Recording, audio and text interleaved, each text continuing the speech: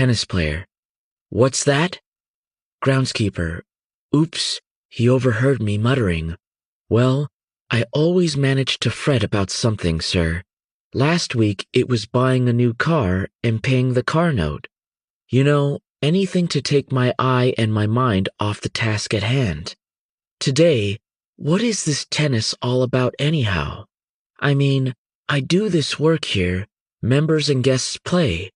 There is all of this land and this beautiful building, all for this yellow fuzzy ball. What is it all about, this tennis? Tennis player. Tennis is a game, and it was meant to be such. The very wording tips us off. 15, 30, 40, game. No one says 15, 30, 40, sport or win or prize money. It is a game. Groundskeeper. I overheard two boys talking while they were hitting the other day. One talked of a classmate at his school who acted as if he invented the game of tennis.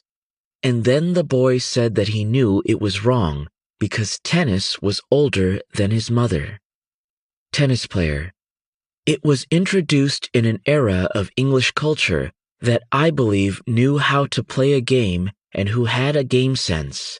A Major Wingfield introduced it over 100 years ago to his friends and relatives at a party. One much like a large backyard picnic or barbecue today.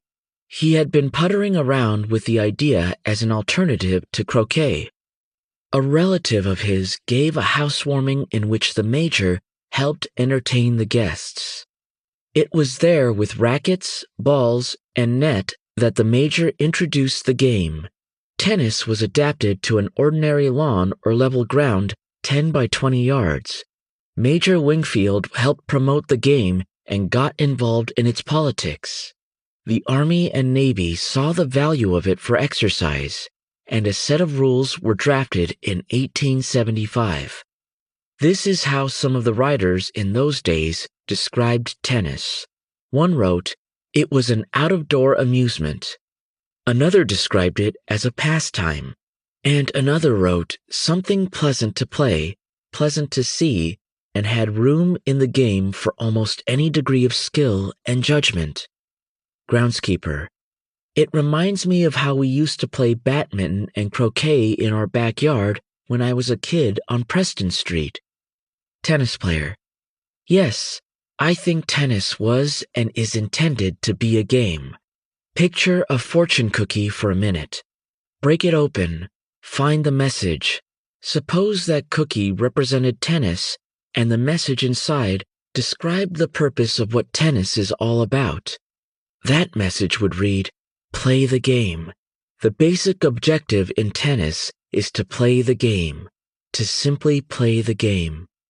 Groundskeeper. What about winning and losing? I thought the point was to win. I mean, we see coaches in other games lose their jobs because they fail to win. We see people go to all kinds of contortions when they lose on the court, from frowns to grimaces to throwing rackets to verbally abusing themselves, and we see people getting all kinds of money for winning. Tennis player. No, the basic thing is to play the game. There is a saying by Kipling, and I understand it is written on the wall before one goes out to center court at Wimbledon. And it says, if you can meet with triumph and disaster and treat those two impostors just the same, it means that both winning and losing are fleeting moments.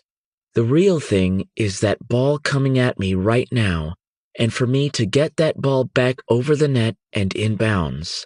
To play in the now, in the moment, just this one ball now, just this one point, point by point, to be in play, especially mentally, to stay in play.